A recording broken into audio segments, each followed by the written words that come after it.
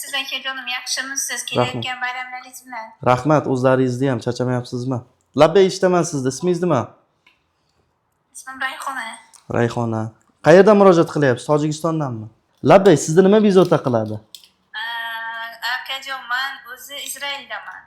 Izraeldasiz, demak, yaxshi. Men yaqinda borib keldim, bir 5-6 oy bo'ldi. 5-6 oy bo'ldi. Ko'p belim og'riydi. Belingizda og'riq bor. Belimni ko'rsatib, meni belimga grija dedi. Grija bor. Endi qarang, belingizdagi og'riqlar oyoqqa beradimi? Birinchi savolim. Beradi, обязательно u beradi.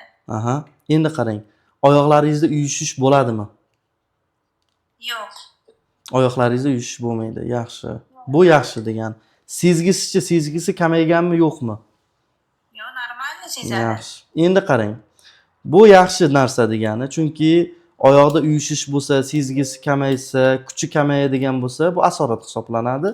Og'riqni o'zi, demak, bel grijasini dori vositasi, fizioterapevtik va mashqlar bilan davolab ola olamiz degani. Tushunyapsizmi? Shu tarafdan siz xursand bo'lsangiz bo'ladi. Qilmadimda, mana lecheniyaga meni vaqtim nima ozgina qolgan edi, men kelgan edim. Prosta sizlar nashot fizyoterapiyaga nima qilamiz dedi, shuni tushuntirmoqchi edi. Daji odam bilan ham gaplashmasdan chiqib keldim-da men. Keyinchi Nima qilishni bilmayman bu dardga endi. tushunarli. Hozir og'riq bormi? Oyoqlaringizda, belingizda og'riq bormi? Oyog'imda yo'q, lekin belimda bor. Belingizda o'zida bor. Qarang, belingiz achiganday bo'ladimi? Ertalab turgan vaqtingizda belingizda qotish bo'ladimi, yo'qmi? Bo'ladi. Bo'ladi, yaxshi. Endi qarang. Izraelga dori chaqirtirishni ilojisi bormi? Bor aka. Bor bo'lsa yaxshi. Men lecheniya yozib bersam bo'ladi. MRTingizni plyonkasini, profilda nomerim bor, bitta tashlang. Men lecheniya yozib beraman, O'zbekistondan dori chaqirtirasiz, o'sha tabletkalarni ichasiz.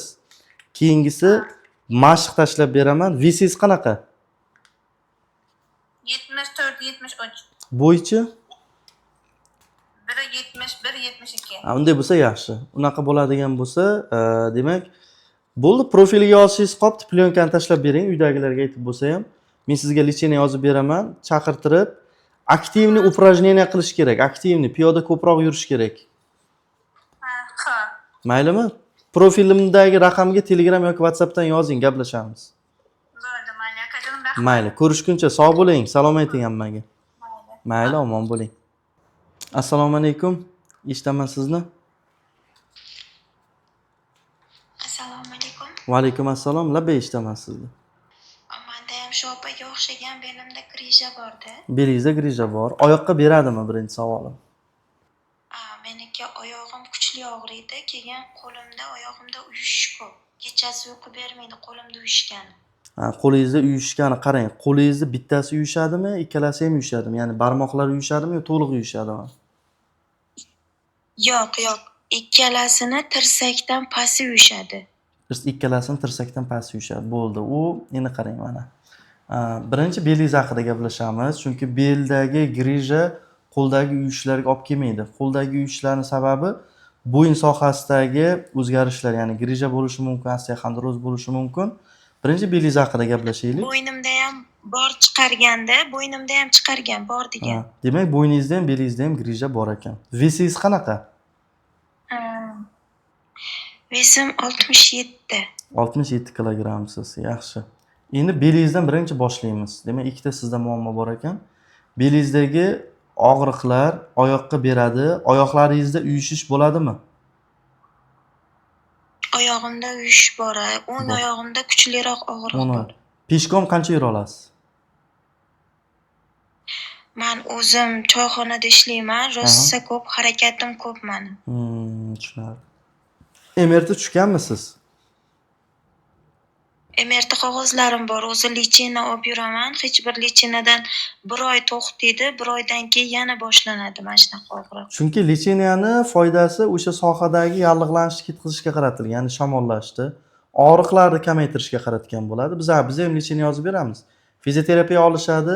Shu bilan bel grijasi sizni bezovta qiladi degani emas.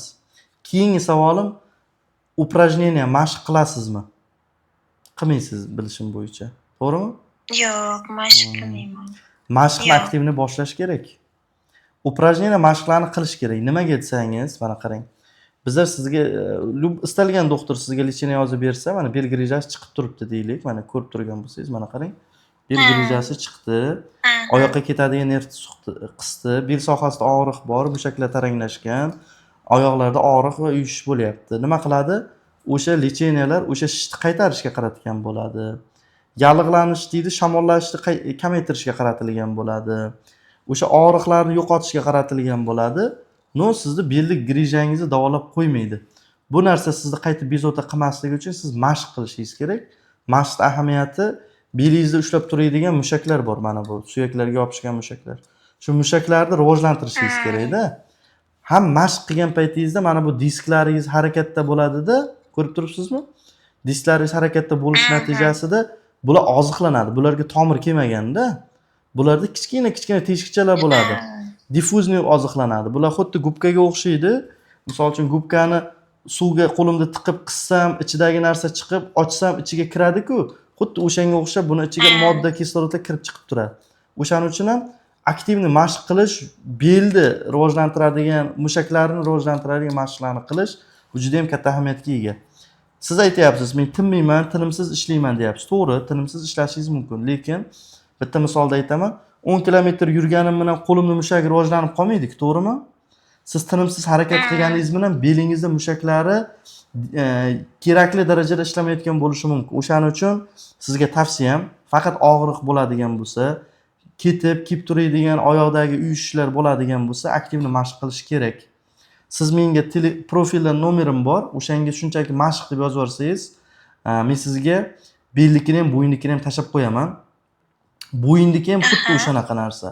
Siz egilib ishlashingiz mumkin oshxonada, misol uchun. Egilib ishlaysiz, bo'yningiz har doim egilgan holatda turadi. Qo'lingizda og'riqlar bor, bo'yningizda og'riqlar bor, barmoqlarda uyushish bor. Bunda ham siz aktivniy mashq qilasiz, bo'yningizni ushlab turadigan mushaklarni rivojlantirasiz. Nima uchun men mashq deyapman? Men o'zim xirurgman, operatsiya qilamiz bizlar. Endoskopический lazerda deydi, operatsiya qilamiz.